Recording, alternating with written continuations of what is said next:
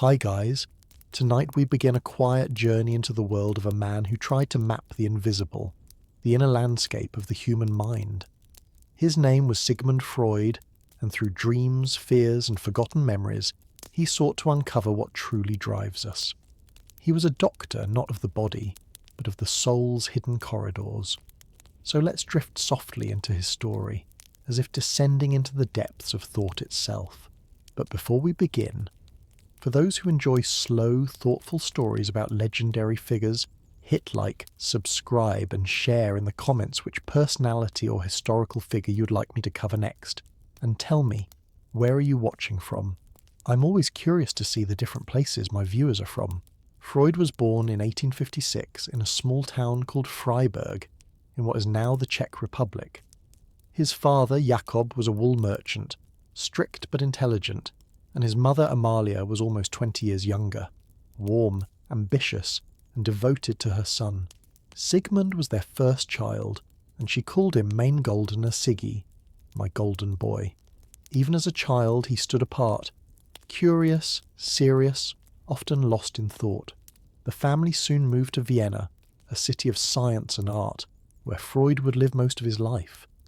Vienna in the late 19th century was a city in transition, elegant and decaying, vibrant yet heavy with the air of old traditions. Freud studied medicine at the University of Vienna, fascinated not by surgery or disease, but by something more mysterious, the brain. He spent hours dissecting it, sketching its delicate pathways, wondering how electrical impulses could give rise to thought, memory, and emotion. After graduation, Freud worked in hospitals studying the effects of cocaine, a new and legal substance at the time. He believed it might cure depression or ease pain, an idea that would later haunt his reputation. But more than chemistry, he was drawn to the strange borderland between body and mind. Patients came to him with no visible injuries, yet unable to walk, speak, or remember. It was as if their suffering lived somewhere deeper than the body. This mystery pulled Freud toward neurology, and eventually to the young field of psychology. He began to suspect that the mind was not a single, unified force, but a layered structure, one part aware, another hidden, whispering beneath the surface. He called it the unconscious. It was there, he believed, that our secrets, traumas, and forbidden desires were buried. In the quiet rooms of his Viennese apartment, Freud started to listen. Really listen. Instead of telling patients what was wrong, he asked them to speak freely, about anything that came to mind, no matter how trivial or strange. This simple act became the seed of his greatest discovery, the talking cure. It was revolutionary. No machines, no medicine, just words. The voice as a bridge between the conscious and the unconscious. Through speech, Freud believed, people could bring their hidden thoughts into light, heal from repression, and understand the true causes of their pain. But his ideas were not immediately accepted. Many doctors dismissed them as unscientific or scandalous. To speak of dreams, sex, and repressed memories was to trespass into the forbidden. Yet Freud persisted, slowly building a method and a philosophy that would reshape not only psychiatry, but art, literature, and the way we think about ourselves. He began to keep notebooks filled with observations, sketches of mental structures, and fragments of dreams. Late at night, under the glow of a small lamp, he would write about the strange mechanics of desire and fear, searching for patterns in the chaos of the human psyche. Freud's journey had just begun. The world of the unconscious was vast, dark, and full of surprises, and he was determined to chart it, one dream at a time. As Freud's curiosity deepened, so did his isolation. Few colleagues understood what he was trying to do. The medical establishment of Vienna preferred measurable facts: blood, nerves, organs, not invisible emotions or memories. But Freud was convinced that the unseen world of thoughts held the true roots of illness. In 1885, he travelled to Paris to study under Jean-Martin Charcot, a famous neurologist known for his work with hysteria. There, in the dark amphitheatre of the Salpêtrière Hospital, Freud watched as Charcot hypnotized patients whose bodies twisted and froze under the weight of emotions they couldn't name. What Freud saw was shocking. These people were not faking. Their suffering was real, but its cause lay in the mind. He realized that the mind could shape the body, a radical thought for the time. Returning to Vienna, Freud brought with him the seeds of a new science. He opened a small private practice where patients came with trembling hands, lost voices, or crippling anxiety. One of them was a young woman known as Anna O., treated by Freud's friend Josef Breuer. She had strange symptoms: paralysis, hallucinations, and an inability to speak her native language. Yet when she was hypnotized and spoke of painful memories, her symptoms vanished. She called this process the talking cure. It fascinated Freud deeply. He began to explore memory as a kind of hidden archive, a vast library where each experience was stored, even those we wanted to forget. He believed that trauma, when buried instead of faced, could resurface as physical illness. What seemed irrational might be the mind's way of protecting itself. The idea of repression became central to Freud's thought. He proposed that inside each of us, forbidden wishes and painful memories are pushed down, locked away from awareness but never destroyed. These buried emotions continue to influence our lives, in slips of the tongue, in dreams, in our fears and attractions. Freud's evenings became long hours of quiet observation. He would sit beside his patients, letting them speak without interruption. He noticed patterns, how a forgotten childhood event could return disguised as anxiety, or how guilt could twist itself into physical pain. Each story became a map of the unconscious. Slowly, Freud replaced hypnosis with a gentler approach: free association. The patient would lie on a couch, relax, and speak whatever came to mind. Freud sat behind them, listening carefully. This method revealed layers of thought that no hypnosis could reach. He began to see himself less as a doctor and more as an explorer, not of jungles or oceans, but of the inner wilderness. And though he didn't yet know it, this journey into the hidden mind would change how humanity understood itself forever. Freud's small apartment on Bergasse 19 slowly became a sanctuary for minds in turmoil. The room was filled with heavy books, ancient statues, and a long, inviting couch covered in Persian rugs. The air often carried the scent of tobacco. Freud smoked cigars constantly, saying they helped him think. Patients came in quietly, nervous but curious, and left transformed by what they had discovered inside themselves. Freud would listen in silence, occasionally noting a word, a pause, a trembling in the voice. To him, these were clues, like cracks in a mirror revealing the world behind the reflection. The city outside was changing too. Vienna was full of contradictions, a place of opera and philosophy, but also of strict manners and hidden passions. Freud saw how this tension between desire and restraint shaped not only individuals, but entire societies. He began to suspect that civilization itself was built upon repression, that the price of order was the suppression of instinct. At night, Freud often walked through the quiet streets, his thoughts swirling. He began writing about dreams, those strange theatres of the night where reason dissolves and the unconscious speaks freely.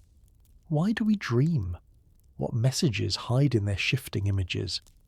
He started to record his own dreams, analysing them as if they were coded letters from his deeper self. In 1900, after years of study, he published The Interpretation of Dreams. It was unlike anything written before. Freud proposed that dreams were not nonsense, but the royal road to the unconscious, symbolic stories where forbidden wishes found expression. A dream about a journey might be about escape, a locked door about fear. Every detail, he argued, carried meaning, though often disguised. Critics mocked him. Many thought the book was absurd, even dangerous. But a few readers sensed its power. They recognized that Freud had opened a new window into the human mind, one that revealed not madness, but truth. The idea that the mind speaks in symbols fascinated him. He believed that understanding these symbols could bring relief from suffering. His patients, by describing their dreams, began to uncover emotions long forgotten: grief, anger, love, all waiting beneath the surface. The work was exhausting but deeply human. Freud often said that each person carried their own story like a secret novel, and the task of analysis was to read it slowly, page by page. He felt both the weight and the wonder of being a witness to such private worlds. In these years, Freud's theories took shape. The conscious mind, the preconscious, and the vast unconscious beneath, a layered structure that explained so many contradictions in human behaviour. It was as if he had drawn the first map of an invisible continent. Success did not come easily to Freud. For many years, his ideas remained confined to a small circle of students and believers. The medical world dismissed him as a dreamer, obsessed with things that polite society preferred not to mention. But Freud had learned patience. He often said that truth, like the unconscious, cannot be forced. It emerges slowly, in its own time. In the early 1900s, he began to attract young thinkers who saw in his theories something revolutionary. Among them were Carl Jung, Alfred Adler, and Wilhelm Stekel, each fascinated by the depth and boldness of Freud's vision. They met weekly in Freud's apartment, sitting in a circle surrounded by his collection of ancient artifacts, discussing the architecture of the human mind. Freud called this group the Wednesday Psychological Society. Over cigars and coffee, they debated dreams, childhood, sexuality, and the meaning of symbols. It was in these gatherings that the field of psychoanalysis was truly born. Freud believed that every human being was shaped by inner conflict. He described the mind as a battlefield between opposing forces, instinct and morality, desire and guilt. Later, he would give these forces names: the id, the ego, and the superego. The id was the primal drive demanding pleasure and release. The superego was the voice of conscience, the echo of parents and culture. And the ego stood between them, trying to mediate, to keep balance amid chaos. This model was radical. It implied that much of human behaviour was not rational choice, but compromise between invisible tensions. People did not always know why they acted, loved, or feared as they did. The self, Freud suggested, was not a master in its own house. For many, this idea was unsettling. It stripped away the comforting illusion of full control. But Freud saw it as liberation. To know the forces within was to reclaim some power over them. Awareness could lead to understanding, and understanding to healing. Freud's patients came from all walks of life. Writers, musicians, teachers, mothers, businessmen, each carrying their own burden of hidden pain.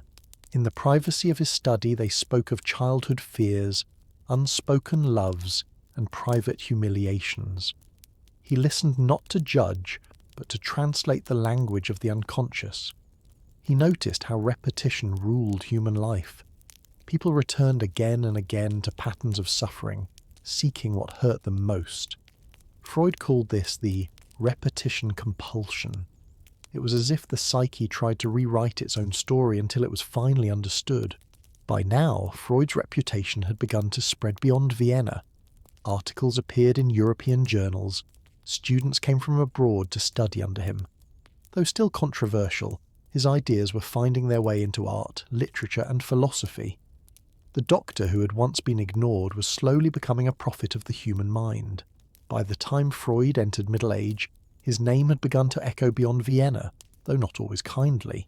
Some saw him as a pioneer of a new science, while others accused him of reducing humanity to desire and instinct. Yet Freud remained unshaken. He believed that beneath every polite gesture and civilized rule lived a deeper truth, the instinctual, untamed part of human nature. To deny it was to deny life itself. Around this time, Freud became increasingly fascinated by childhood. He noticed how many adult problems trace back to early experiences, moments of confusion, shame, or longing buried deep in memory. Children, he thought, were not blank slates, but complex beings, already ruled by impulses and fears they could not name. He began to study the stages of development: oral, anal, phallic, latency, and genital, each shaping personality in subtle ways. To many, this sounded scandalous. Victorian society preferred to imagine children as innocent angels untouched by desire. Freud shattered that illusion. He argued that human sexuality existed from birth, not in the adult sense, but as a vital energy, a curiosity about the body, the self, and others. This he called the libido. The notion was explosive. Critics mocked him, moralists condemned him, yet Freud insisted that repression only gave these instincts more power. What was denied would always find a way to return, through dreams, art, or illness. He often compared the mind to an iceberg. The visible tip was consciousness, while the vast mass beneath, unseen, controlled the motion above. Freud's clinical work deepened these ideas. He would sit in his chair, behind the patient, speaking little, letting their words reveal the patterns hidden in silence. Sometimes hours passed in quiet reflection, punctuated only by the soft ticking of a clock. For Freud, the couch was a stage where the unconscious performed its play. Every hesitation, every sigh, was a clue. He also began to explore the phenomenon of transference, the strange emotional bond that developed between analyst and patient. People often projected onto him feelings once directed at parents or lovers. Rather than rejecting this, Freud used it as a mirror of the past, a way to relive and resolve old wounds. It was a delicate process, demanding patience and empathy. Outside his practice, Freud continued to write endlessly. His study became a world of ink, paper, and smoke. He wrote as if racing against time, as if the mind's secrets might slip away if he didn't capture them fast enough. His books multiplied. 3 essays on the theory of sexuality, totem and taboo, and the psychopathology of everyday life. Each one deepened his vision of humanity, not as noble or evil, but as endlessly conflicted, driven by forces both light and dark. To his followers, Freud was a guide into the labyrinth. To his critics, he was a man obsessed with what should remain hidden. But no one could ignore him anymore. The quiet doctor of dreams had become the voice of a new century, one that dared to look inward and ask, what truly moves us? As Freud's theories spread, his circle of students began to evolve into a movement. The Wednesday Psychological Society grew larger, and by 1910 it became the International Psychoanalytic Association, the first organisation of its kind. What had once been a small group gathered in a Viennese apartment was now a global effort to explore the hidden dimensions of the mind. Freud, though quiet in demeanour, became its centre, the thinker everyone looked to for guidance. Yet with growth came tension. Not all disciples agreed with their teacher. Carl Jung, once Freud's chosen successor, began to diverge sharply. Jung saw the unconscious not merely as a reservoir of repressed desires, but as a spiritual realm shared by all humanity, the collective unconscious. Freud admired Jung's intellect but distrusted mysticism. Their correspondence, once affectionate, grew colder. In 1913, they broke ties completely. For Freud, it was a painful loss, like watching a son walk away. He would later write that psychoanalysis had been a love affair, one destined for betrayal. Despite conflicts, Freud continued to refine his model of the psyche. He likened it to a house with hidden rooms, some open and bright, others locked and dark. Through analysis, one could unlock those rooms, letting air and light enter. But the process demanded courage. Being entirely honest with oneself, he said, is a good exercise. In his daily life, Freud followed a strict rhythm. He woke early, saw patients for hours, then wrote until late into the night. His study was both temple and laboratory. Ancient Egyptian figures lined the shelves, symbols of death and rebirth, which fascinated him. He often touched them as he thought, drawing comfort from their permanence. At home, his wife Martha cared for their 6 children. She kept the household running quietly, understanding that Freud's work was consuming but essential. Their marriage was built on calm devotion rather than passion, though Freud's letters from earlier years reveal tenderness and longing.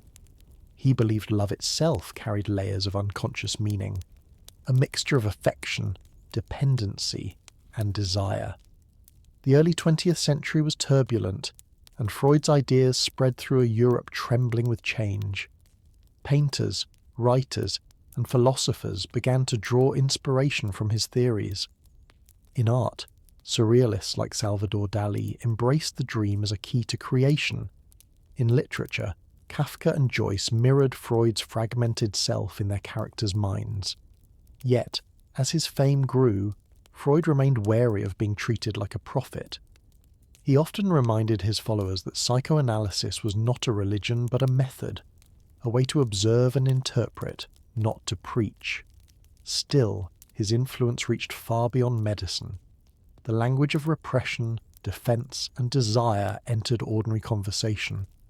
The world was learning to speak the language of the unconscious, but outside the walls of Berghaus 19, darker clouds were forming. Europe was sliding toward war, and the doctor who had spent his life studying in a conflict was about to witness its reflection on a global scale. When the First World War erupted in 1914, Freud was already approaching 60. The streets of Vienna filled with soldiers, the air heavy with fear and propaganda. His own sons were sent to the front, and each day he waited for news, both proud and terrified. Freud saw the war as a tragic confirmation of his theories, proof that beneath civilization's thin layer lay instinct, aggression, and the drive to dominate. He called this inner force Thanatos, the death instinct, a dark counterpart to Eros, the drive toward love and creation. Together, he believed, these two impulses form the core of human nature, always in struggle, always seeking balance. During those years, Freud continued to work, even as the empire around him crumbled. Patients came with trauma unlike anything he had seen before. Soldiers haunted by explosions, paralyzed by nightmares, unable to speak or sleep. Freud began to recognize that the mind could be wounded just as the body could, and that these invisible injuries required new forms of healing. He studied war neuroses, a precursor to what we now call post-traumatic stress disorder. Through it all, his compassion deepened. He wrote that beneath the mask of heroism, every soldier carried a frightened child inside. The war also changed Freud's thoughts about society. He saw how easily people surrendered reason to authority, how violence erupted when instincts were denied too long. In 1920, he published Beyond the Pleasure Principle, a haunting book where he introduced the idea that humans were not simply driven by pleasure, but also by a compulsion to repeat pain, to reenact trauma until it could be understood.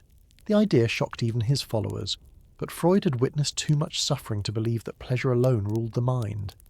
His health, however, began to falter.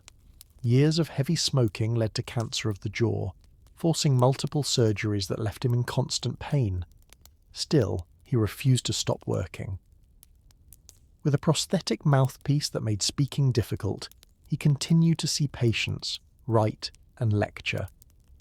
A man should not give up his work, he said, as long as it gives meaning to his life. The 1920s brought Freud worldwide recognition. Universities invited him to speak. Translations of his books appeared in many languages, and his ideas crossed oceans. Yet fame never softened his tone. He remained skeptical of crowds, wary of idealism. Men are not gentle creatures, he wrote. They are creatures among whose instinctual endowments is to be found a powerful share of aggressiveness. Freud also began to write about religion, calling it the universal obsessional neurosis of humanity. For him, belief in God was an echo of the child's need for a protective father, a comforting illusion. These writings angered many, but Freud insisted that truth should not serve comfort. Where questions of religion are concerned, he said, people are guilty of every possible kind of insincerity. As Europe tried to rebuild, Freud's theories became part of modern culture. His name appeared in newspapers, his face in caricatures, his ideas discussed in salons and universities alike. The doctor who once listened to whispers in a quiet room had become a man whose thoughts shaped the noise of the century itself. The The post-war years brought both recognition and solitude for Freud. He had become a public figure, but fame was never his goal. What mattered to him was clarity, the slow uncovering of truth, layer by layer. He continued to refine psychoanalysis, no longer seeing it only as therapy, but as a lens for understanding art, society, and the human condition. Vienna, however, was changing. The empire had collapsed, poverty spread, and anti-Semitic tensions were rising again. Freud, a proud but non-religious Jew, was aware of the danger, though he rarely spoke of it. He preferred to lose himself in his work. Each morning he sat at his desk surrounded by small statues of gods and heroes, Osiris, Athena, Buddha, as if reminding himself that every civilization had once tried to explain the mysteries of the mind through myth. Psychoanalysis, to him, was the modern mythology, an attempt to describe the gods within. In 1923, his illness returned. Surgeons removed part of his jaw, leaving him unable to eat or speak comfortably. The pain was constant, yet he refused to rest. His daughter Anna, who had begun her own work in child psychology, became his closest companion. Together they walked through the city, quietly discussing patience, dreams, and the strange ways memory shaped identity. Anna's devotion moved him deeply. She represented, in some sense, the continuation of his work, proof that the mind could pass its light forward, even through suffering. Freud's later writings grew darker, more philosophical. In Civilization and Its Discontents, 1930, he explored the tension between the individual and society. He argued that culture demanded repression, that to live together peacefully, people must suppress instincts of aggression and desire. Yet this repression, he warned, created guilt and neurosis. Civilization, he wrote, was both our triumph and our torment. The more order we build, the more we distance ourselves from instinct, and the more restless we become. The price of civilization, Freud said, is the loss of happiness. These ideas resonated deeply in a Europe still haunted by war. Freud had become a mirror for his age, describing with calm precision the unease of modern life. He saw no easy cure, only awareness. To him, maturity meant accepting the conflict between desire and duty, freedom and safety. Most people, he wrote, do not really want freedom, because freedom involves responsibility, and most people are frightened of responsibility. By now, his study on Bergast 19 had become a place of pilgrimage. Students and writers came from all over the world, hoping to see the legendary doctor in person. They found an old man, frail but sharp-eyed, wrapped in a heavy robe, cigar still between his fingers. His voice, soft and precise, carried both authority and fatigue. Outside, the 1930s brought new storms. Across Europe, fascism was spreading. Vienna, once a city of art and intellect, was beginning to darken. Freud's Jewish background made him a target, and though he tried to ignore politics, the shadow of violence was creeping ever closer. He sensed that another kind of madness, collective, uncontrolled, was rising, one that no therapy could cure. By the mid-1930s, Freud was an old man living among ghosts, of friends long gone, of students who had turned rivals, and of a world he no longer recognized. Yet his mind remained clear, his curiosity undimmed. He still received patients when his health allowed, still wrote letters and essays, still surrounded himself with his ancient figurines as if drawing quiet strength from civilizations that had also faced decline. But Vienna was no longer the safe, glittering city of his youth. The streets had become colder, the air heavier with fear, rumours spread of arrests, of people vanishing overnight. Freud's family urged him to leave, but he hesitated. His work, his home, his library, everything he loved was here. He could not imagine life anywhere else. In March 1938, German troops marched into Austria. The Anschluss had come, and Vienna fell under Nazi control within days. Freud's Jewish heritage placed him in immediate danger. His publishing house was seized, his bank accounts frozen, and Gestapo officers searched his apartment. Friends begged him to flee. Even as soldiers stood in his home, Freud tried to maintain his composure, joking that the gods of Egypt would protect him better than the police. But inside, he knew the time for denial had passed. His devoted followers in London and Paris worked frantically to secure his escape. With the help of Princess Marie Bonaparte, his former patient and a member of the French royal family, Freud obtained permission to leave. It required a large ransom, and the Nazis demanded he sign a statement declaring he had been treated with respect. With grim irony, Freud added a line, "I can most highly recommend the Gestapo to anyone." The officials, not catching his sarcasm, stamped the papers. In June 1938, Freud, his wife Martha, their daughter Anna and their dog Yoffi boarded a train bound for Paris and then London. He looked out the window as Vienna disappeared behind him, whispering that it was like leaving his own skin. His beloved books and antiquities followed later, carefully packed into crates. He was 82 years old and gravely ill, yet his spirit remained calm. "I have always lived among enemies," he wrote to a friend. "Now they have simply taken another form." London received him kindly. He settled in a quiet house at 20 Maresfield Gardens, Hampstead, which would become his final home. The garden outside bloomed, and the London fog reminded him of old Vienna in winter. He resumed seeing a few patients and even received visits from English writers who came to pay homage. Among them was H.G. Wells, who marvelled at Freud's dry humour and gentle wit. Despite the pain that plagued him, Freud remained lucid, still discussing dreams, drives, and the eternal struggle between love and death. In these final years, he began to speak more openly about mortality. He did not fear death, only the suffering that preceded it. When one has lived fully, he said, one may die without regret. He had long believed that life's meaning came not from perfection, but from the courage to face its imperfection with awareness. Even in exile, even in pain, he held to that belief. The doctor who had spent a lifetime exploring the hidden corners of the human mind was now confronting the final mystery himself, the quiet, inevitable descent into the unknown.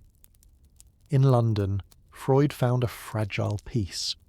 The garden outside his window became his refuge. He often sat among the flowers with a cigar and a notebook, the dog at his feet. The air was cool, and the city around him moved at a slower rhythm than Vienna. Here, far from the continent's madness, he felt a strange calm, as if watching the world's final act unfold from a distance. Yet his body betrayed him more each day. The cancer had returned, spreading relentlessly. The pain in his jaw made it hard to speak, but his eyes still carried the same intensity, the same curiosity that had guided him for decades. He once told Anna, "Pain is not without meaning if it reminds us that we are alive." Even in decline, he refused to stop working. Each morning he sat at his desk beneath the small statues of Egyptian gods, dictating his last essays and letters. Visitors were struck by the mixture of severity and warmth in his presence. He was polite but distant, listening more than he spoke, his words now chosen with the precision of a man who knew time was running out. His final writings turned inward, almost poetic, as if he were making peace with the mysteries he had spent his life trying to decode. In 1939, Freud completed his last book, Moses and Monotheism. It was daring, even defiant, a reflection on religion, identity, and memory. He argued that the biblical Moses was not Hebrew but Egyptian, suggesting that the roots of monotheism lay in the ancient world Freud so admired. To many it was blasphemy, to Freud it was honesty. He wrote as though unveiling the psyche of civilization itself, tracing humanity's collective longing for a father figure, a symbol of authority and love intertwined. He who loves God, Freud said, must also face the truth about his creation. But writing came at a price. Each page was a struggle against pain. Eating became impossible, and even smoking, his lifelong comfort, was forbidden. Still, he refused pity. "I have lived as a free man," he told Anna. I will not end my life in chains. He continued to receive a few friends and students, including the British psychoanalyst Ernest Jones, who later described Freud as a man who greeted death as an old friend. As summer turned to autumn, his strength faded. On September 21st, 1939, he asked his doctor, Max Schur, to honour the promise they had made years before, to end his suffering when the time came. That evening, Schur administered morphine. Freud drifted into sleep and never awoke. He was 83. The funeral was simple. His ashes were placed in an urn shaped like a Greek vase, a gift from Marie Bonaparte. Around it stood the small statues he had cherished, silent witnesses to a lifetime spent searching for meaning in dreams, fears, and love. News of his death spread across the world. Writers, doctors, and thinkers mourned not only a man but a mirror, the one who had taught humanity to look inward. His theories would be debated, reshaped, even rejected, but they had changed forever the way people understood themselves. Freud had entered the human mind, and in doing so, he had changed the landscape of the soul. After Freud's death, the quiet house in Hampstead remained frozen in time. His daughter Anna carefully preserved it, turning every object into a memory. The desk still held his fountain pen and glasses, the famous couch still carried its Persian rugs, and the shelves remained lined with the small figures he loved. To visitors, it felt as though the doctor had only stepped out for a walk. The room itself seemed alive with his presence, dense, thoughtful, still vibrating with the echoes of stories once told there. Over the following years, Anna Freud became her father's voice to the world. A devoted psychoanalyst herself, she expanded the field into child psychology, exploring how children formed attachments, fears, and defences. Where her father had explored the adult unconscious, Anna turned her gaze to the beginning of life, searching for the roots of resilience and suffering. Her work with war orphans during the Second World War showed the enduring power of love and stability in healing trauma. Through her, the legacy of psychoanalysis grew gentler, more compassionate. Meanwhile, Freud's ideas spread across continents. In America, they were both celebrated and misunderstood. Psychiatrists in New York and Chicago built entire schools of thought around his theories, though they often simplified them to fit a more practical model. The Freudian couch became a cultural symbol, and words like ego, repression, and Oedipus complex entered everyday language. People began to use his terms in movies, novels, and even jokes. What had once been revolutionary now lived in common speech, a testament to the depth of his influence. But the world Freud left behind had changed. The horrors of war, the Holocaust, and the rise of technology forced humanity to confront new dimensions of the psyche. Philosophers began to question Freud's focus on instinct and sexuality. Thinkers like Sartre and Foucault explored freedom, power, and identity in ways that both borrowed from and resisted him. Yet even his critics could not escape his shadow. Freud had done what few thinkers ever achieved. He had given language to what was once only felt. His study of dreams, once dismissed as superstition, now inspired neuroscientists and artists alike. Painters and filmmakers used his ideas to explore the surreal. Writers such as Thomas Mann, Virginia Woolf, and T.S. Eliot acknowledged his influence, weaving inner conflict into modern literature. In a sense, Freud had awakened a new kind of art, the art of introspection. In Hampstead, Anna continued to guard his work until her death in 1982. She ensured that the Freud Museum would remain open to the public, a sanctuary of thought where visitors could sit quietly and imagine the conversations that once unfolded there.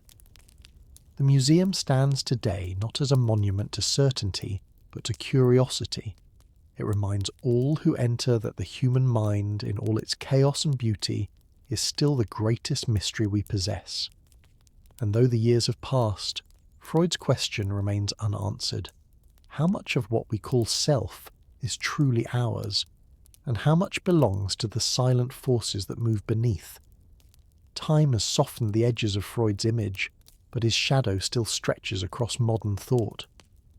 More than a century after the interpretation of dreams, his ideas continue to provoke, inspire, and divide. Some see him as a visionary who uncovered the deepest truths of human nature. Others see a man shaped by his own era, limited by its taboos and blind spots. Yet even his harshest critics admit that Freud changed the way we talk about ourselves. Before him, the mind was a mystery. After him, it became a landscape to explore. In the decades following his death, psychology evolved rapidly.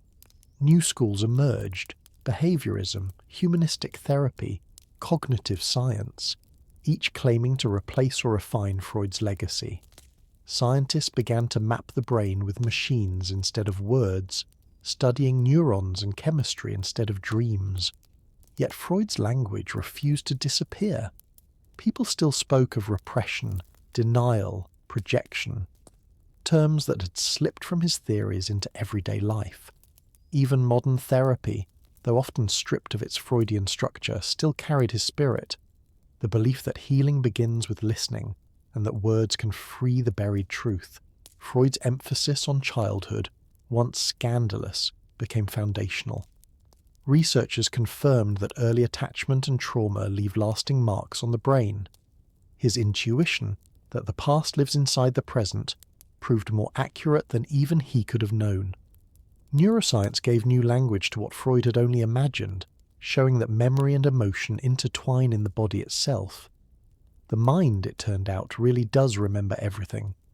Yet Freud's work was not only scientific, it was deeply humanistic.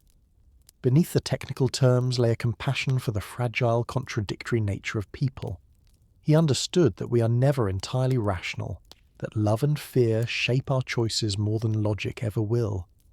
For Freud, self-knowledge was not a cure but a kind of honesty, a light cast into the dark corners of the soul.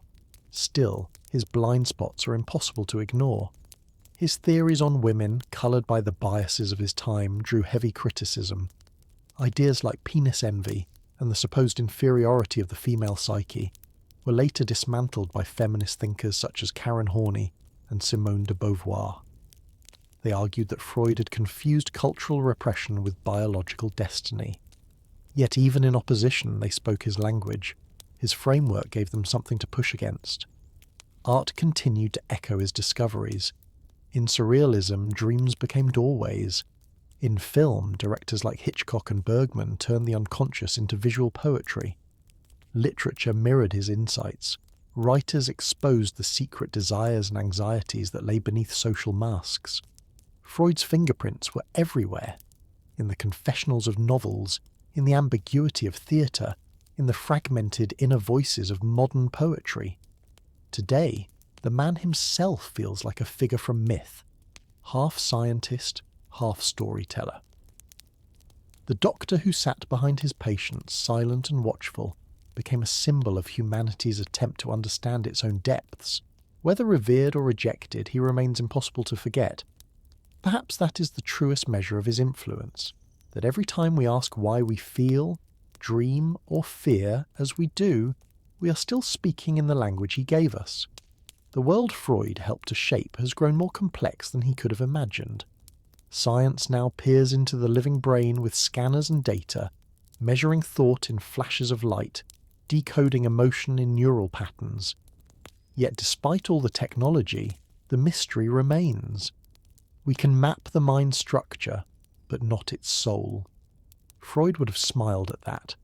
For him, the unconscious was not a place but a process, a living current beneath the surface. It could never be fully captured by instruments because it was, in essence, human, the sum of everything we repress, fear, and long for. In this way, his vision endures not as science alone, but as philosophy. Psychoanalysis itself has changed form many times. In some circles it became medicalized, a method among many. In others, it evolved into art, a dialogue about meaning and desire. The couch remains, but the voices around it are softer now, less dogmatic. Modern analysts speak of empathy, of trauma, of the body's memory. concepts that would have pleased the older Freud, who understood suffering not as weakness but as part of the human story. "Out of your vulnerabilities," he once wrote, "will come your strength."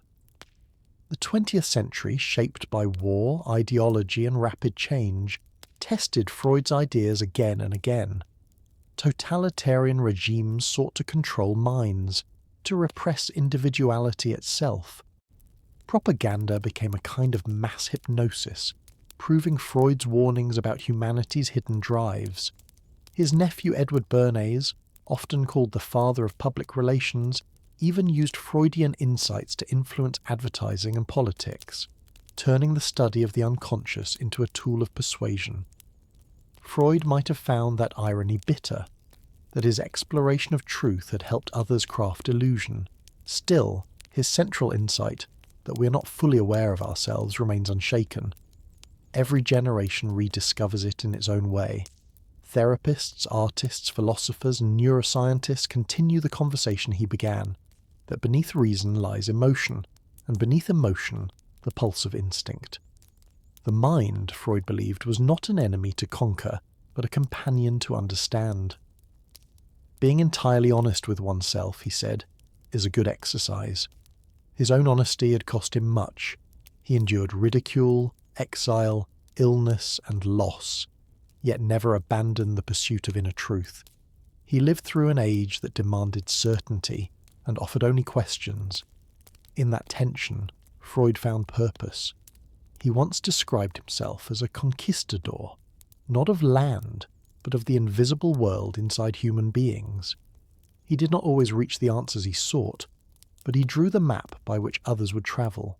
Today, when someone sits down to speak their truth, to confess, to heal, to make sense of their life, they are, in a quiet way, continuing his work. The talking cure, stripped of ritual, still lives wherever one human being listens deeply to another. The tools may have changed, the theories evolved, but the essence is timeless, that understanding begins with attention, and peace begins with awareness. Freud's couch may now stand behind museum glass, yet the journey it symbolizes, the descent into one's own depths, will never lose its relevance. To understand why Freud still matters, one must look beyond his theories and into the heart of his project. He was not trying to invent dogma, he was trying to build a bridge between mystery and reason. At the turn of the 20th century, science sought to explain everything through biology and physics. Freud dared to suggest that human beings were more than flesh and chemical reactions, that we were shaped by memory, longing, guilt, and dreams. He gave emotion the dignity of study, treating sadness and desire not as flaws to be erased, but as languages to be decoded. In this way, he restored the inner life to science. Even today, his courage feels radical. It takes bravery to look inward, to admit that we are not masters of our own thoughts. Freud's insistence on introspection was both a gift and a challenge to humanity. He told the world that progress begins not with conquest, but with understanding the self. Unexpressed emotions, he warned, will never die. They are buried alive and will come forth later in uglier ways. This idea has echoed through generations of therapists and thinkers, reminding us that healing begins with honesty. His methods, though controversial, were built on compassion. Freud listened when others prescribed silence. He believed that even the strangest fantasy or dream held meaning. Beneath every symptom, he saw a story waiting to be told. His office became a sacred space for speech, where the unspoken could finally breathe. The analyst, in his view, was not a judge but a mirror, someone who helped the patient see what had always been there. Over time, this simple act of listening became revolutionary. The talking cure shaped not only psychology, but education, art, and culture. Teachers began to ask what children felt, not just what they knew. Artists painted emotions instead of portraits. Writers explored inner monologues, stream of consciousness, and moral conflict. Even politics changed. Leaders began to understand the power of emotion in persuasion. The modern world became, in part, a Freudian world. self-aware, conflicted, and endlessly questioning. Yet Freud's greatest contribution may not be any single theory, but a way of thinking, a lens through which to see human complexity without judgment. He showed that reason and passion, love and aggression, light and shadow are not opposites but companions. To live fully is to accept both. One day, he wrote, in retrospect, the years of struggle will strike you as the most beautiful. In his final letters, written through pain and exile, Freud expressed no bitterness. He felt that he had done what he was meant to do, to help people find language for what had been wordless. He had transformed the chaos of emotion into something that could be studied, spoken, and shared. That transformation continues each time someone puts their confusion into words, each time a listener answers with empathy instead of fear. Freud entered the human mind not to conquer it, but to remind us of its depth, and in doing so, he left behind more than theories. He left an invitation to sit quietly, to look within, and to listen to the faint, persistent voice beneath the noise. Freud's journey, when seen in its entirety, feels almost mythic, a mortal man daring to chart the invisible kingdom of thought. He began as a scientist dissecting nerves and ended as a philosopher dissecting dreams. His life bridged the gap between biology and poetry, reason and imagination. Perhaps that is why his story continues to resonate. It is not only about what he discovered, but about how he looked at the world, with curiosity unclouded by fear. He once said, "Everywhere I go, I find that a poet has been there before me." It was his way of admitting that truth is not owned by science alone. Sometimes it speaks first through art, through the dream, through the quiet whisper of feeling. As the decades passed, Freud's name became larger than the man himself. His image appeared in textbooks, cartoons, advertisements, and films. He was portrayed as a sage, a fraud, a magician of the mind. Some celebrated him as a liberator, others mocked him as an obsessive. But in truth, Freud was something simpler, a man trying to understand why we suffer and how we can endure it. He gave that suffering form, shape, and story. In turning pain into meaning, he offered humanity a mirror. The 20th century both confirmed and contradicted him. Wars, genocides, and political fanaticism revealed the raw power of the instincts he described. The drive to destroy, to dominate, to repeat violence in search of control. Yet at the same time, movements for freedom and equality showed the opposite force he believed in as well. Eros, the life instinct, the longing for connection and creation. In this eternal struggle between Eros and Thanatos, Freud saw the essence of the human condition. It was, he believed, the tension that gave life its drama, art its beauty, and civilization its fragility. His own writings, once clinical, began to read like literature. Civilization and its discontents could stand beside the greatest works of philosophy, a meditation on the price of progress and the loneliness of modern man. Freud understood that knowledge cannot free us from our nature, it can only illuminate it. "We are," he wrote, "creatures of the earth who have invented reason to justify desire." That line, both tragic and true, captures the bittersweet tone that runs through all his work. Freud's critics often accused him of pessimism, but those who read him closely found something more tender. Beneath his caution lay compassion, the belief that to see ourselves clearly, even in imperfection, is an act of courage.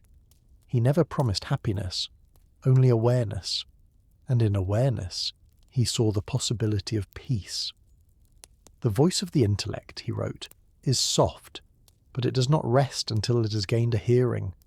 Today, in an age of constant noise, Freud's quiet voice feels almost revolutionary again. He reminds us that meaning is not found in distraction, but in reflection, that the path inward remains as vital as the one outward. He would likely smile at the modern obsession with self-analysis, therapy, and mindfulness. Not because he invented them all, but because each is an echo of what he began. the search to understand what it truly means to be human. In the decades that followed Freud's death, the map of his ideas spread far beyond the borders of psychology. Universities taught his theories not only in medicine, but in literature, philosophy, and even film. Directors like Alfred Hitchcock turned his concepts into suspense. Novelists like Nabokov and D.H. Lawrence transformed repression into art. The Freudian world had seeped into the collective imagination, shaping how modern people interpreted desire, guilt, and memory. We began to see ourselves not as simple beings, but as layered, haunted, endlessly interpreting creatures. Freud had taught us that truth hides in disguise, that every gesture, dream, and slip of the tongue might be a clue to what the heart really wants. Yet as his influence grew, so did resistance. The rise of behaviorism in mid-century America dismissed introspection as unscientific. To B.F. Skinner and his followers, the mind was a black box. Only behavior mattered. Freud's talk of dreams and instincts seemed archaic, like mythology in a laboratory. Still, the culture refused to let him go. His ideas were too alive, too poetic, too unsettling to vanish. While scientists measured reflexes, poets and filmmakers continued to explore the subconscious he had revealed. Then came the humanistic movement, Carl Rogers, Abraham Maslow and others, who sought to bring warmth back into therapy. They spoke not of pathology, but of potential, of growth rather than guilt. In their optimism, one could still hear Freud's echo, inverted but intact. He had explored the shadows. They brought light to the same terrain. Psychoanalysis was not erased but transformed, adapted for a new century that longed for both explanation and hope. The sexual revolution of the 1960s revived him again. His once shocking ideas about repression and desire found new life in a culture breaking its own taboos. Freud's name appeared in essays, protests, and manifestos. People quoted him in defense of freedom, though few had actually read him. He had become a symbol of liberation to some, of arrogance to others. Feminists debated him fiercely. Artists embraced his language of the unconscious as a tool for rebellion. Whether praised or attacked, Freud's ghost lingered everywhere, challenging the boundaries between instinct and morality. Meanwhile, new sciences, neurobiology, linguistics, cognitive psychology, emerged to explain the same mysteries in different dialects. They described neurons where he saw dreams, hormones where he saw longing, and yet the questions remained remarkably similar. Why do we desire what harms us? Why do we repeat what we fear? What is the self, and can it ever be whole? In these unanswered riddles, Freud's presence endures. His legacy became less about certainty and more about dialogue. Every thinker who followed him had to define themselves in relation to him, agreeing, resisting, expanding. In this way, he achieved what few ever do. He became a permanent reference point, an origin of conversation about the human soul. To read Freud now is to feel history breathing, to sense a man who, through his own doubts, opened a space for all our questions to exist. The persistence of Freud's influence lies not in the precision of his theories, but in the poetry of his vision. He gave the world a new way to look at itself, to recognize meaning in what once seemed meaningless. A dream was no longer random, a hesitation no longer trivial. Even silence became a message. He transformed the ordinary moments of life into gateways to understanding. When people speak today of unconscious bias or emotional triggers, they are unknowingly borrowing his vocabulary. His words have dissolved into the bloodstream of modern thought, invisible but vital. Yet in academia, his reputation continued to rise and fall like the tide. The 1970s and 80s brought waves of criticism from postmodern thinkers. Jacques Lacan, the French psychoanalyst and philosopher, revived Freud through the lens of language, declaring that the unconscious is structured like a language. For Lacan, the mind was not a hidden cave but a network of symbols. Identity was something we spoke into existence. Others, like Michel Foucault, challenged Freud's focus on repression, arguing that power shaped our desires from the outside as much as from within. Freud's ideas became a battlefield of interpretations, endlessly dissected, reassembled, and reimagined. Meanwhile, outside the universities, psychoanalysis evolved quietly in therapy rooms around the world. It no longer sought to uncover grand universal truths, but to help individuals make sense of their stories. The analytic couch remained a place of trust and transformation. Some patients found healing in uncovering childhood wounds, others found it simply in being heard. Freud's method, stripped of grandeur, survived because it worked, not as magic, but as human connection. In art and culture, the Freudian spirit thrived. Surrealism continued to bloom long after its founders were gone. Artists used Freud's dream logic to break through the limits of realism. In cinema, directors from Bergman to Lynch portrayed inner conflict as landscapes of the unconscious. Even pop culture carried traces of Freud. His name invoked whenever a character's motives seemed hidden, or a slip of the tongue betrayed a secret truth. The once taboo subject of therapy became a staple of novels, films, and conversation. The world that had once mocked Freud now lived in his mirror. By the late 20th century, Freud's name had become paradoxical, both foundational and controversial, revered and resisted. Yet perhaps this tension was his destiny. He had always thrived in contradiction, standing between science and art, medicine and myth. To read Freud was to enter that in-between space, where logic meets longing. As the century closed, humanity found itself facing new forms of anxiety. The machines we built began to think, identities multiplied, the self became scattered across digital worlds. Still, Freud's voice seemed to whisper from the past, that behind every invention lies desire, and behind every fear lies loss. The unconscious had simply found new disguises. In a world obsessed with speed and visibility, Freud's message remains quietly radical, that understanding requires stillness, patience, and the courage to look inward.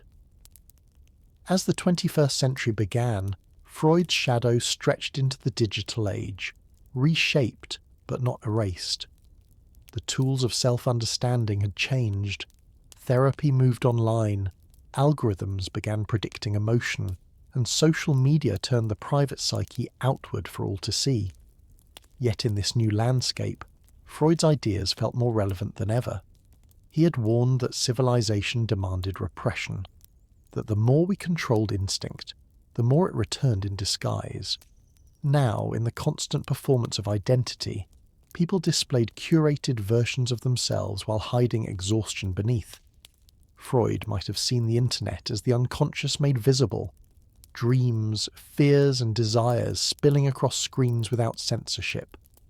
The global conversation about mental health owes much to him. Concepts like trauma, repression, and self-awareness, once confined to analytic rooms, have entered daily speech. Therapy no longer carries the stigma it once did.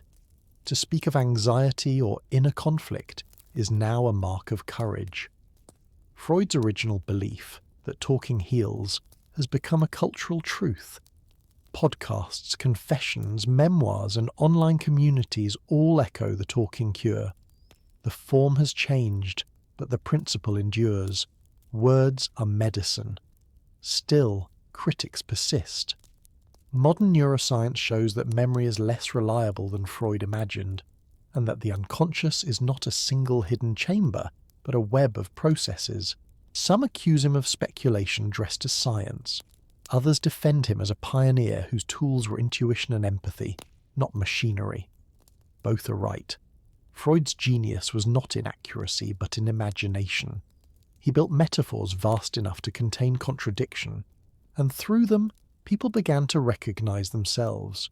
His writings continue to provoke debate. In classrooms, students wrestle with his ideas on sexuality, dreaming, and the divided self. Some reject him for his biases, others rediscover him as a humanist who dared to see frailty as natural. He belongs neither wholly to medicine nor to philosophy, but to a territory in between, the study of being alive. In art, his influence remains unmistakable. Painters still explore the dream as truth. Filmmakers trace the blurred lines between desire and fear. Even artificial intelligence trained on human behavior reveals patterns that Freud might have recognized. The persistence of repetition, the longing for validation, the pull toward creation and destruction. The unconscious, it seems, has learned to code. Yet what endures most is not the detail of Freud's models, but their emotional resonance.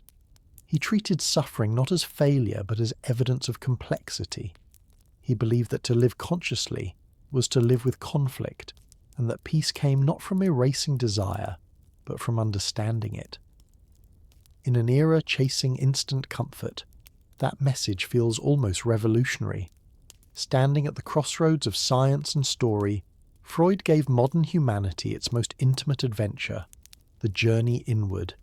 His map was imperfect, drawn with the ink of dreams, but it still guides those who dare to ask why they feel what they feel. The man who entered the human mind left behind not answers, but the courage to keep questioning. As our century moves forward, the echoes of Freud continue to shift, adapting to new forms of self-exploration. Once confined to the quiet intimacy of a consulting room, the language of analysis has become a public conversation. Entire generations now speak of boundaries, triggers, and inner child, without realizing that these ideas descend from Freud's first attempts to map emotion. The talking cure has multiplied into podcasts, therapy apps, self-help books, and social media posts. In the endless scroll of confession, people search for meaning the way Freud's patients once searched their dreams. Yet the paradox remains.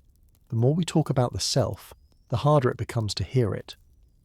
Freud would have smiled at that contradiction. He knew that words both reveal and conceal, that language is a mask as much as a window.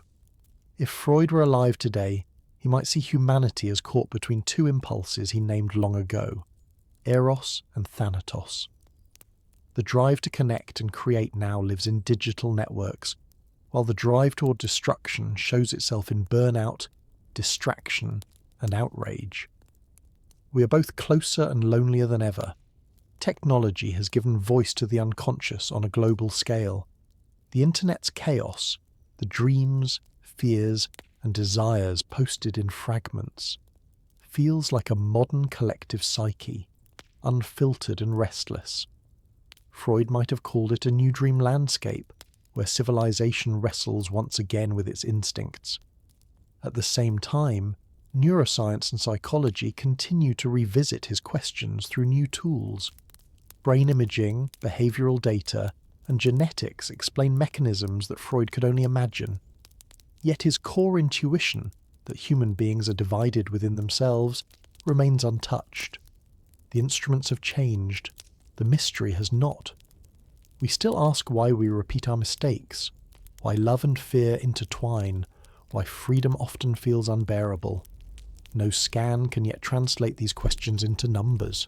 The unconscious, it seems, has kept its secrets. Freud's presence survives not because he was always right, but because he named what cannot be measured, the emotional weight of being human. His work invites humility in a world that prizes certainty. It reminds us that knowledge without reflection leads to the same blindness as ignorance.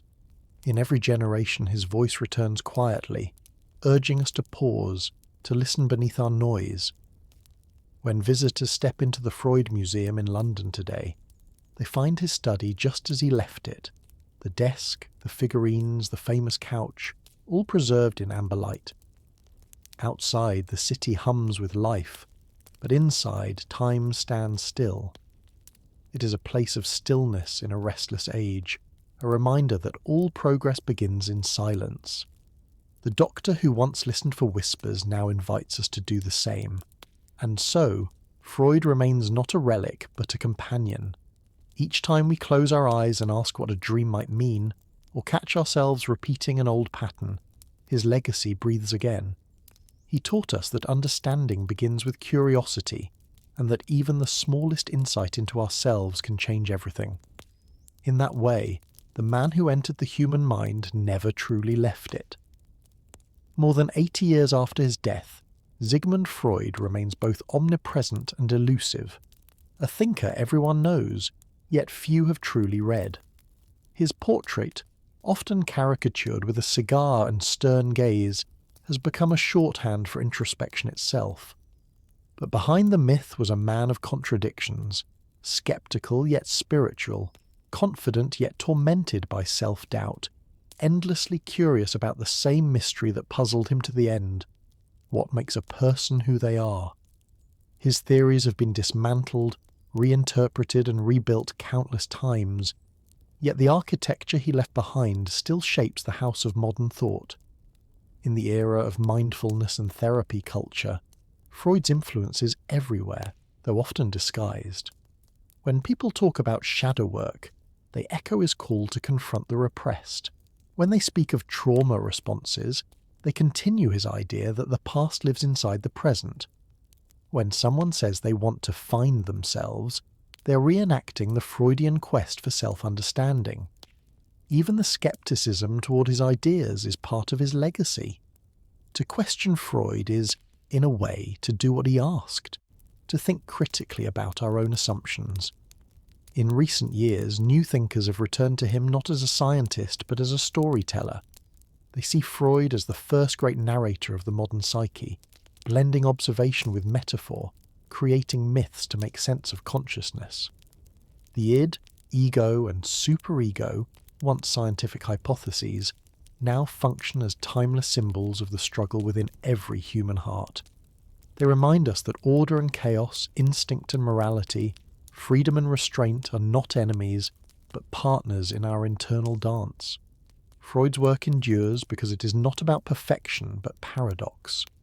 The digital world, with all its data and noise, might have fascinated him. He would have recognized the compulsions hidden in scrolling, the endless repetition of content, the ritual of confession online. Each post, he might say, is a small dream, revealing more than its author intends. Yet he would also warn of a danger he foresaw long ago, that without reflection, expression becomes escape, and freedom turns into another form of repression. He believed that awareness, not constant communication, was the path to sanity. Being entirely honest with oneself, he wrote, is a good exercise. In a world where everyone speaks, the real question is who listens.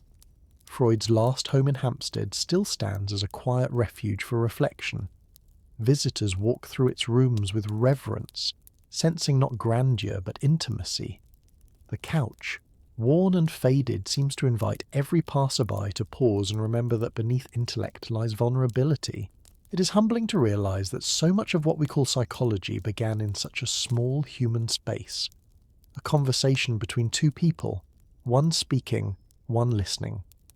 And perhaps that is where Freud's relevance truly survives. Beyond theory and argument, he taught that our stories matter.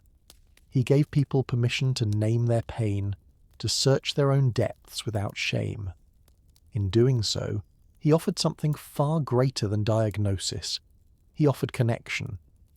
In every quiet exchange between minds, in every attempt to understand the unseen, his presence endures like a candle flickering in the long night of the human soul. Freud's survival in the modern imagination reveals a truth he himself would have appreciated. Ideas, like dreams, never die. They transform. The man who once faced ridicule for his obsession with the unconscious has become an invisible companion in our inner lives. His name may no longer dominate scientific journals, but it lingers in every sentence about emotion, memory, or desire. The world he helped create is one where people seek therapy without shame, where the language of feelings has become a universal dialect. In that sense, Freud succeeded not only as a scientist but as a cultural architect. He changed how humanity talks about itself. Yet beyond fame, there is something profoundly personal in his work. Freud was not a detached observer. He was a man haunted by his own mind. He analysed his dreams, his fears, even his slips of the tongue. He treated his psyche as both laboratory and battlefield. That honesty, raw, uncomfortable, sometimes obsessive, is what gives his writing its strange power. He did not speak from a mountaintop, but from within the same confusion he described. When he wrote about repression or guilt, he wrote about himself. His life story can be read as a dialogue between order and chaos. He spent decades trying to build a structure, an architecture of the psyche, but always knew that the mind would resist complete explanation. Where the id was, he said, there shall the ego be. It was both a scientific goal and a moral one, to bring light into darkness, reason into emotion, and yet he understood that the unconscious would never surrender entirely. That tension between knowledge and mystery became the soul of his philosophy. Modern psychology often distances itself from Freud's specifics, preferring data and experiments. But even in that departure, his influence persists. Every time researchers study memory or trauma, they walk in his footsteps. Every time a therapist listens without judgment, they echo his practice. And every time a person dreams of flying, of falling, of something left undone, Freud's voice murmurs softly in the background. What does this mean to you? His enduring appeal lies not in authority but in vulnerability. He never claimed to have all the answers. Instead, he offered a framework for asking better questions. That humility, often overlooked by his critics, is what made psychoanalysis revolutionary. It gave space for uncertainty, for contradiction, for the parts of life that cannot be neatly measured. In our age of algorithms and certainty, that openness feels radical once more. Even those who reject Freud must contend with him. His critics define themselves against his shadow, his concepts re-emerging under new names, subconscious as implicit memory, repression as emotional avoidance, ego defense as coping mechanism. Science updates its language, but the story remains. The psyche still hides, the past still shapes the present, the search for meaning still drives us. Perhaps Freud's greatest gift was not the discovery of the unconscious, but the courage to face it, to look inward without turning away. He showed that to be human is to be divided, to live with contradiction, and still keep seeking coherence. His legacy, like the mind itself, is not a closed system but an unfolding one, an invitation to keep exploring the space between what we know and what we feel. The longer one studies Freud, the more his work resembles a mirror. Every generation sees a different reflection inside it, its hopes, its anxieties, its questions about meaning. For the Victorians, he was a scandal. For the modernists, a prophet. For the postmodern age, a puzzle to deconstruct. Today, in an era of rapid change and fragile attention, Freud feels almost like a voice from another dimension, a reminder of slowness, of introspection, of patience with mystery. In a world that measures everything, he invites us to measure nothing, only to notice. When Freud wrote of dreams, he described them as bridges between the conscious and the unconscious. They were to him small acts of reconciliation between reason and instinct, logic and imagination. He believed that within every dream was a wish, the fulfillment of something denied during waking life. It was a simple but profound idea that the mind never stops trying to heal itself. Even when censored, it speaks, disguising truth as symbol. In a time when people sleep less and think faster, Freud's respect for dreaming feels almost sacred, a defense of the unseen work of the soul. Psychoanalysis was never meant to cure people quickly. It was an art of listening, a long conversation with the self. Patients would speak, pause, and speak again, discovering that their thoughts had shape. Freud's genius was to create a space where silence itself was meaningful. He sat behind his patients not to distance himself, but to let them project freely, to make the room their own. In an age where everyone demands instant clarity, this slowness seems revolutionary. It suggests that understanding requires not answers, but attention. What made Freud so enduring was his refusal to separate science from story.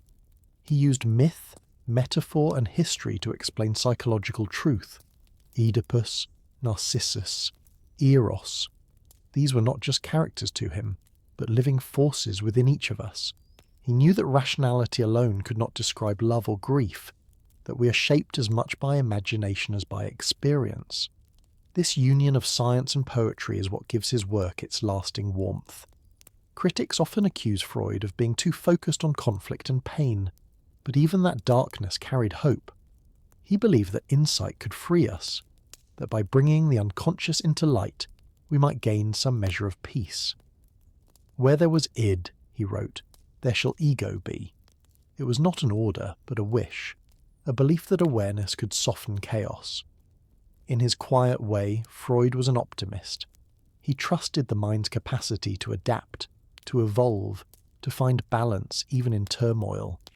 His writings reveal a deep affection for humanity, fragile and flawed as it is. He understood that the very things that cause our suffering, desire, guilt, longing, are also what make us capable of art, love, and empathy. Freud saw no dividing line between pathology and creativity. Both, he thought, sprang from the same restless energy of the psyche. To heal, then, was not to erase the darkness, but to learn to live beside it, to make it speak instead of scream. And perhaps that is why, even now, Freud's voice lingers. In his vision, every mind is both patient and healer, every life a dialogue between shadow and light. Freud's relationship with art is one of the most fascinating threads of his legacy. He was not an artist himself, but he understood creation as a psychological act, as a transformation of inner tension into beauty. In his view, every painting, poem, or melody was a compromise between the unconscious and the conscious, between impulse and order. Art, like a dream, expressed what could not be said directly.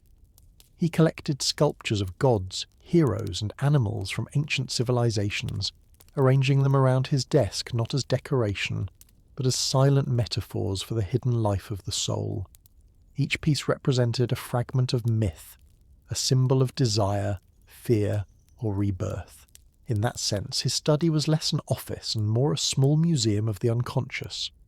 Many artists of the 20th century would return the favour, using Freud's insights to decode their own creative process. The Surrealists, Salvador Dali, André Breton, Max Ernst, saw him as a kind of spiritual father. They turned his dream logic into visual language, painting the unconscious in melting clocks, impossible landscapes, and fractured faces. Freud himself was amused but distant.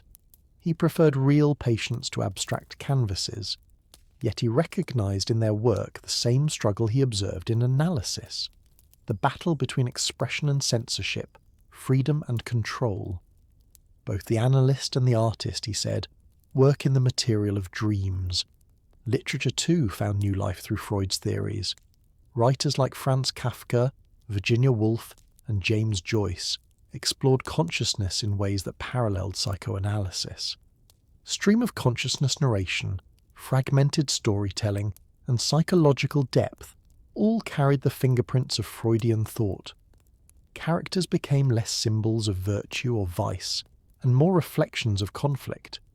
The novel itself became an analytic session, revealing how words could both disguise and reveal truth. Even cinema, a medium Freud never lived to see in full bloom, inherited his language. From Hitchcock's Psycho to Ingmar Bergman's Persona and David Lynch's dreamlike worlds, the screen became a stage for the unconscious. Close-ups mimicked the intimacy of therapy. Flashbacks replayed repressed memory. Every cut, every dissolve between scenes echoed the mechanics of thought itself. The art of storytelling had become, in essence, Freudian. Yet for all this, Freud himself remained skeptical of art's ability to heal. He admired beauty but distrusted it. He believed that art, like religion, offered comfort through illusion, an aesthetic defense against pain. It allowed people to sublimate desire rather than confront it. Sublimation, he said, was the noblest of defenses, transforming forbidden impulses into cultural achievement. Without it, civilization might crumble under its own instincts. This idea, that creation is the child of repression, still shapes how we understand genius and madness alike. The irony, of course, is that Freud's own writing became art. His prose, dense yet lyrical, reads more like literature than medicine. His metaphors, iceberg, dream work, death drive, have outlived his data. He wrote not only to explain the mind, but to enchant it, crafting theories that feel alive with tension and desire. That is why his work endures, because it speaks not just to the intellect, but to the imagination. In the end, Freud blurred the boundaries between artist and scientist, between patient and creator. He saw that all human beings, consciously or not, are storytellers. Each of us, through memory and dream, edits the narrative of who we are. And in that endless act of rewriting, we remain faithful to Freud's greatest insight, that the mind itself is the most creative work of art ever made. Freud's fascination with mythology was not merely intellectual, it was personal. From his earlier studies, he sensed that ancient stories contained patterns of the human soul. Myths to him were collective dreams, the unconscious of civilization itself speaking in symbols. When he wrote about Oedipus, it was not to moralize but to decode, a way to show that human beings have always struggled with the same desires, fears, and conflicts. Myths, he once said, are the remnants of the wishful fantasies of entire nations. To Freud, every culture built its gods from the same materials that shape our private lives: love, guilt, rebellion, and the longing for forgiveness. This belief linked him not only to psychology, but to philosophy and anthropology. He admired thinkers like Nietzsche and Darwin, who had stripped illusion from the human image, revealing instinct beneath idealism. Yet he went further, arguing that beneath instinct itself lay meaning, that our drives, though biological, carried symbolic weight. Eros, the life force, was not merely sexual but creative, the impulse to build, love, and continue. Thanatos, its twin, was not simple destruction, but the pull toward stillness, the return to nothingness. Between them stretched the fragile thread of existence, the same tension that every myth, every tragedy, and every dream tries to resolve. His book Totem and Taboo explored these origins of morality through the lens of ancient tribal rituals. He speculated that civilization was born from guilt, that the first moral laws grew from the memory of violence, and that religion itself was a kind of collective neurosis, repeating that first trauma in sacred form. Though his theory was speculative, it illuminated a deep intuition, that society is not separate from psychology, but an extension of it. Humanity's outer history, he believed, mirrors its inner one. Freud often described civilization as a compromise between instinct and restraint.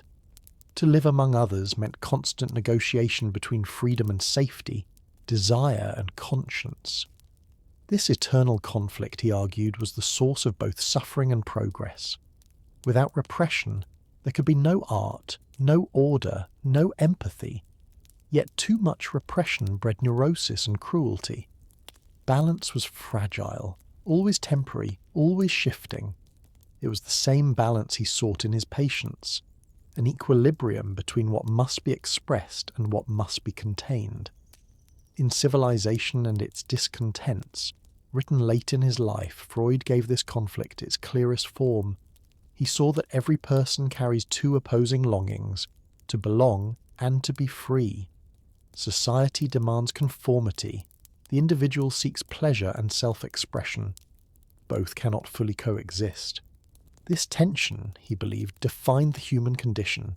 Most people, he wrote, do not really want freedom, because freedom involves responsibility.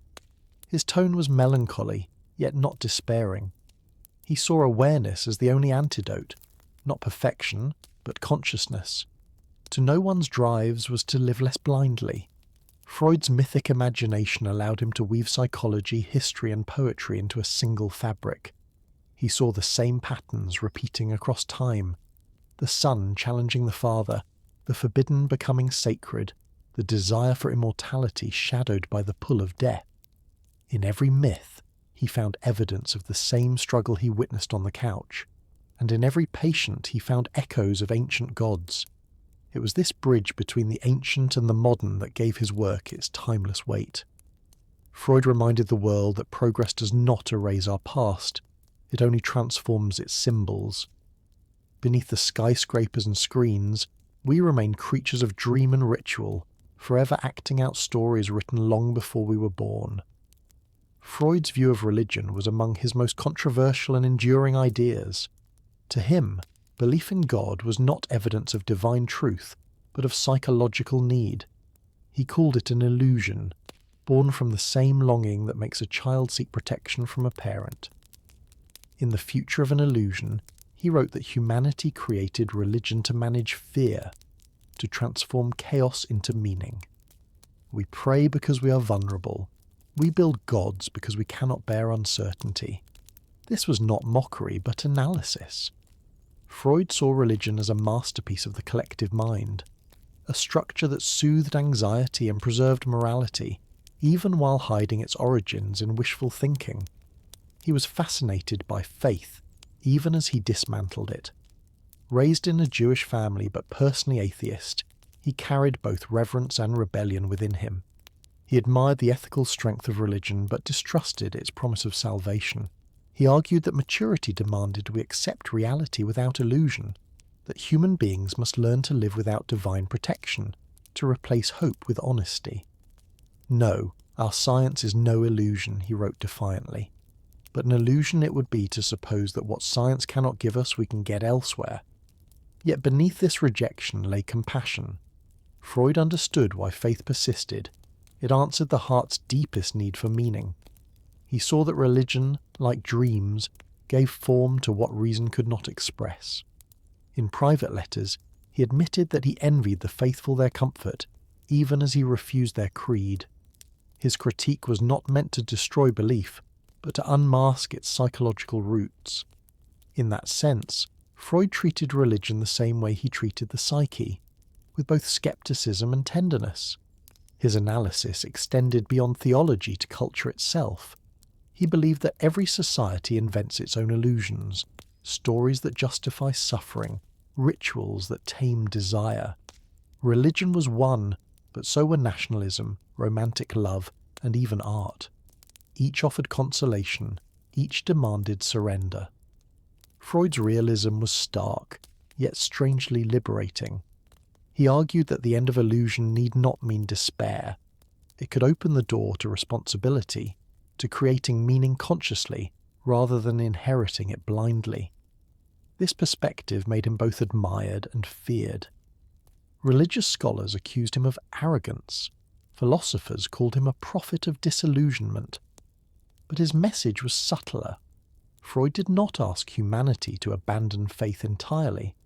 He asked it to grow up, to recognize that the gods we worship are reflections of our own longing for order and love. The challenge was not to destroy them, but to understand them.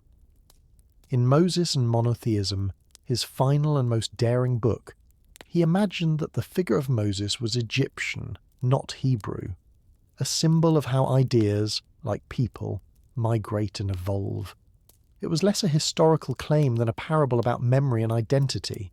Freud saw in the story of Moses the drama of every human mind, the struggle between obedience and freedom, between inherited belief and self-created truth. Writing this while facing exile and illness, he seemed to be addressing himself as much as the world.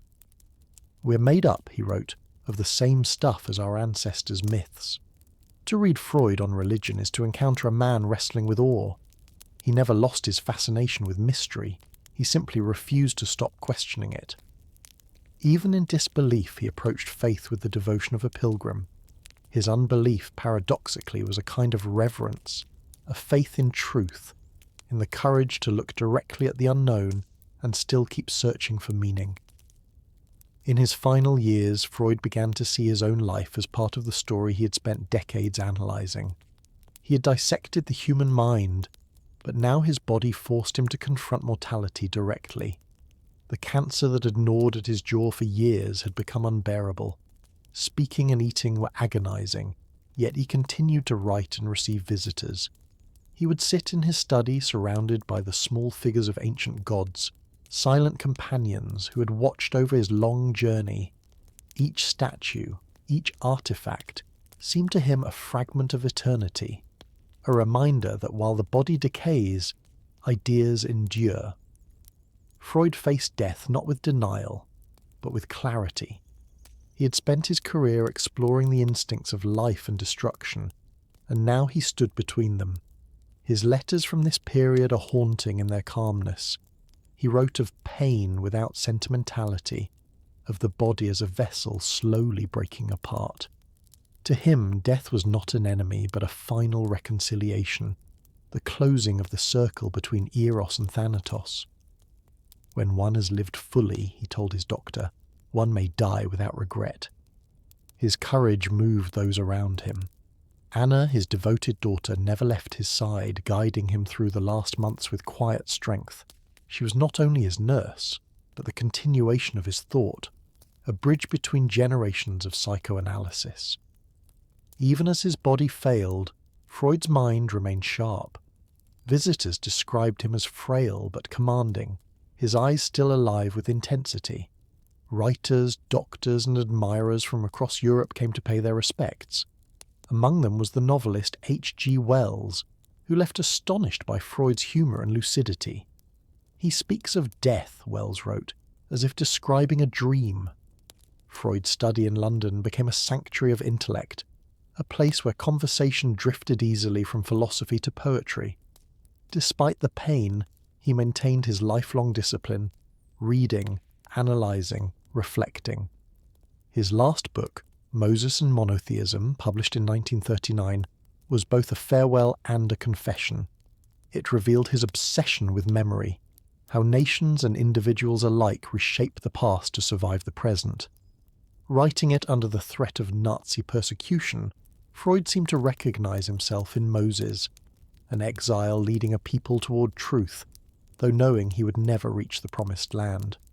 It was a mirror of his own mission, to guide humanity towards self-knowledge, even if that knowledge was painful. When the end finally approached, Freud made the decision he had long discussed with his physician, Max Schur. On September 23, 1939, weakened beyond endurance, he reminded Schur of their pact, that when pain became too great, he wished to depart peacefully. That night, Schur administered morphine. Freud drifted into sleep and never awoke. He was 83. His funeral, held quietly in London, was attended by family, friends, and colleagues. The urn that held his ashes was placed inside an ancient Greek vase, one of the many artifacts that had filled his life with meaning. The scene was fitting. Around him stood the symbols of civilizations he had loved, silent witnesses to a man who had tried to decipher the oldest civilization of all, the human soul. In death, Freud had become what he always sought in life, a bridge between myth and science, between flesh and idea, between the seen and the unseen. After Freud's death, his legacy began an afterlife of its own, a second existence no less complex than the man himself. His followers scattered across continents, carrying psychoanalysis into new languages and cultures. In America, the movement grew rapidly, finding a home in the universities and hospitals that Freud himself had never entered. Analysts like Heinz Hartmann, Anna Freud, and Erik Erikson refined his theories, adapting them to modern life. They softened his pessimism, emphasized adaptation and development, and turned psychoanalysis into a practical method of understanding behavior.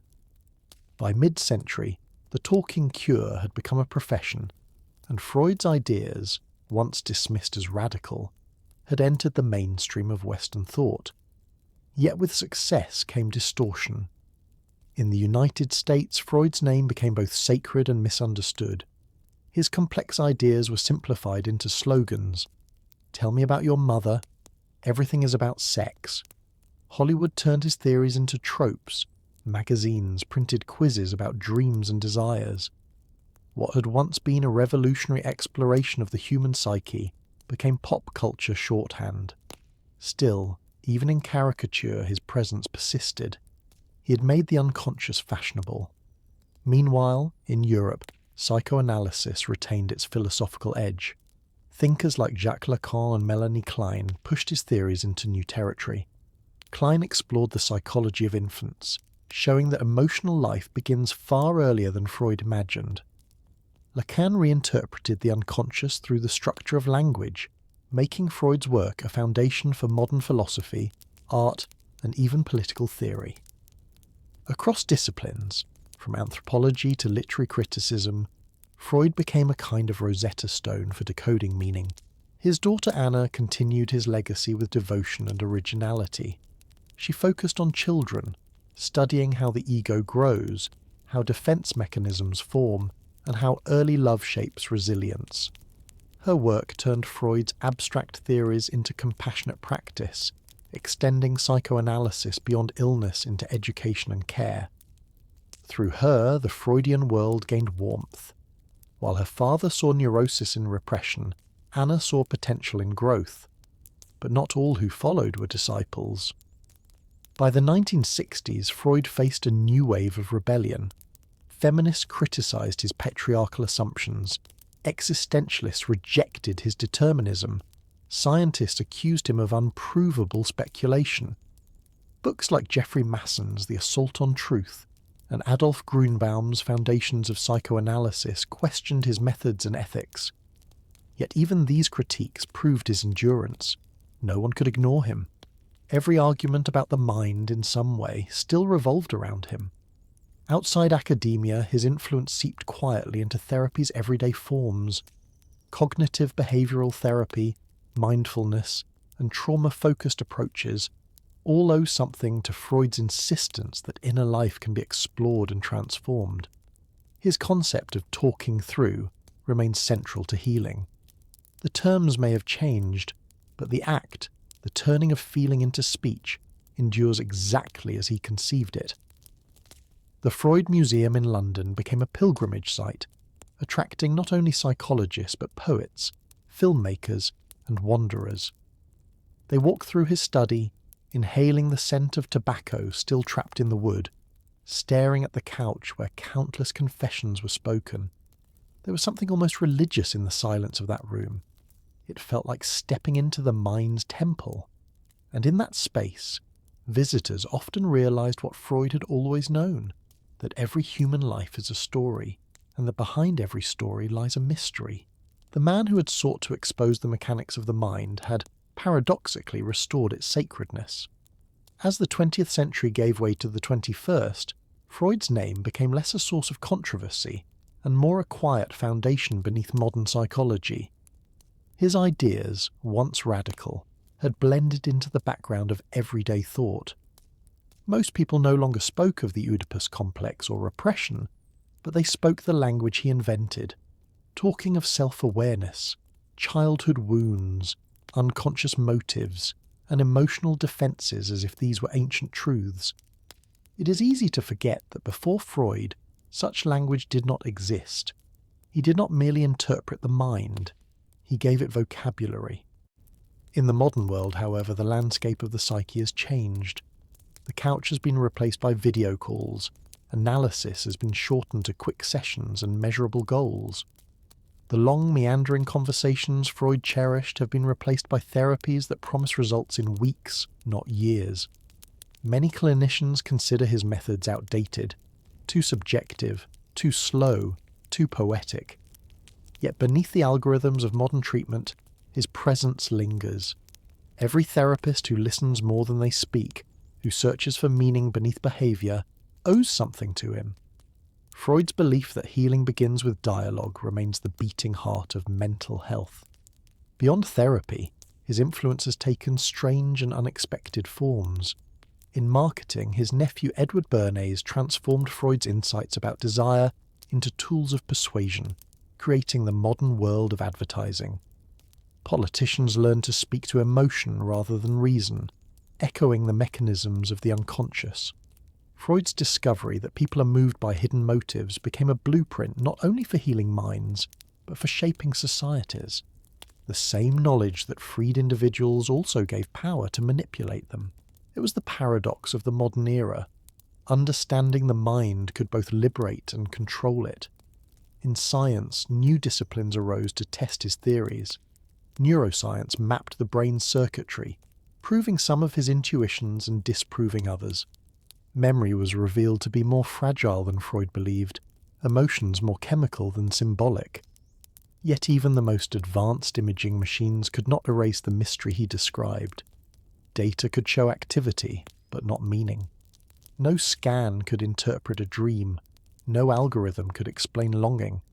The inner world remained stubbornly human. Artists, meanwhile, continued to find refuge in his metaphors. Writers and filmmakers explored trauma and memory with renewed depth, returning to Freud's notion that storytelling is itself a form of analysis. The dream sequences in cinema, the fragmented voices in modern novels, the blurred line between fantasy and truth, all trace their lineage to his study on Bergast 19. He had turned introspection into an art form, and that art had seeped into culture itself. The digital age, for all its speed and exposure, has only intensified Freud's questions. We now reveal ourselves constantly, yet remain strangers to our own minds. The endless scroll of confession and self-analysis online could be seen as a vast collective therapy session, chaotic, unfiltered, and deeply Freudian.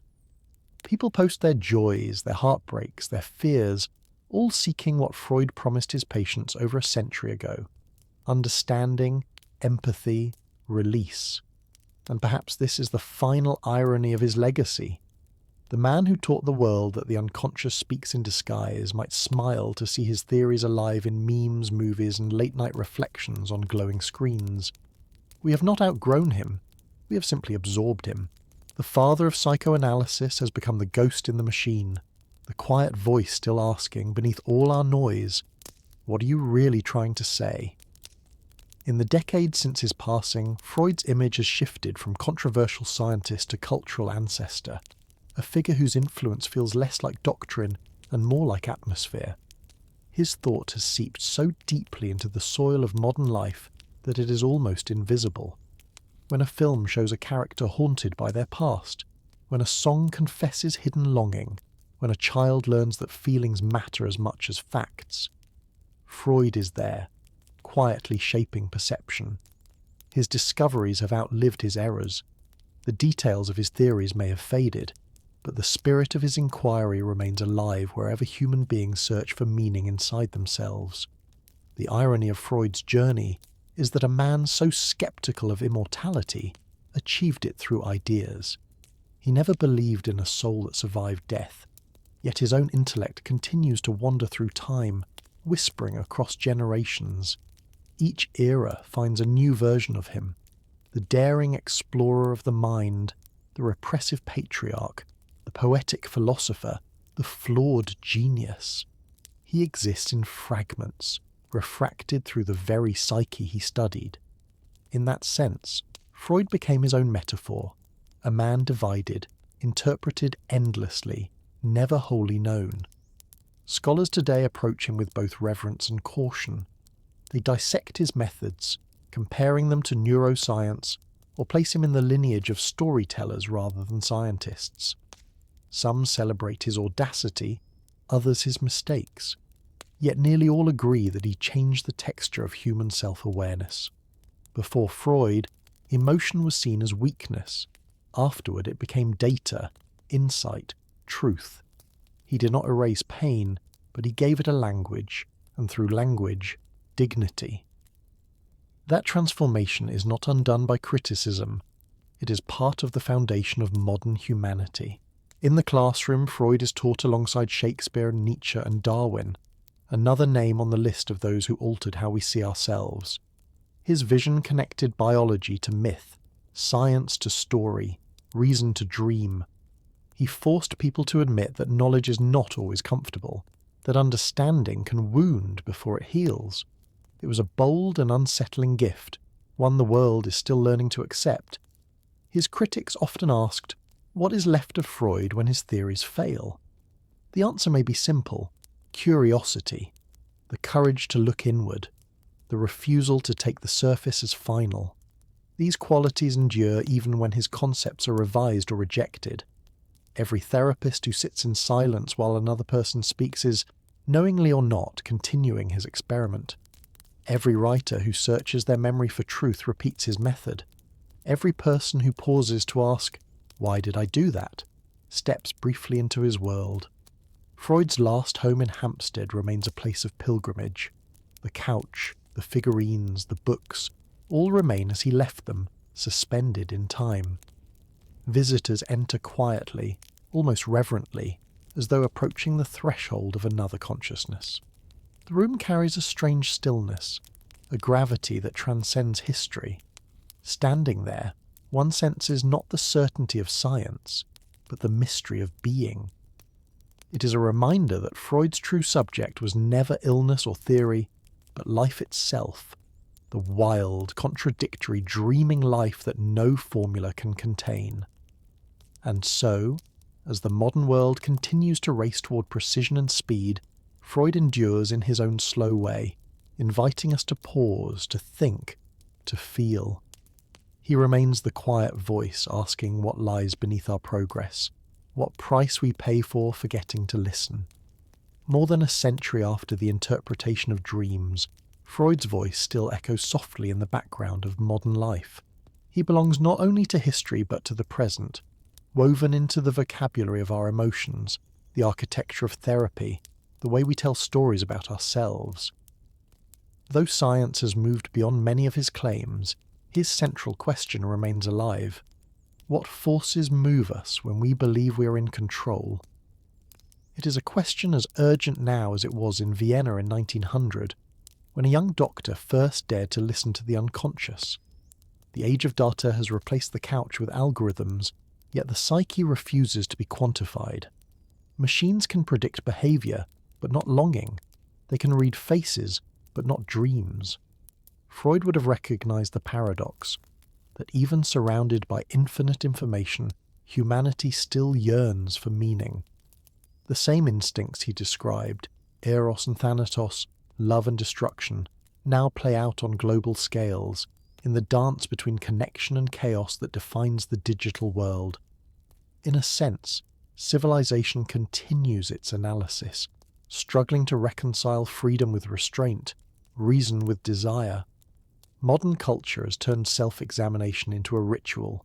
Podcasts, therapy journals, mindfulness apps, all promise to help us understand ourselves.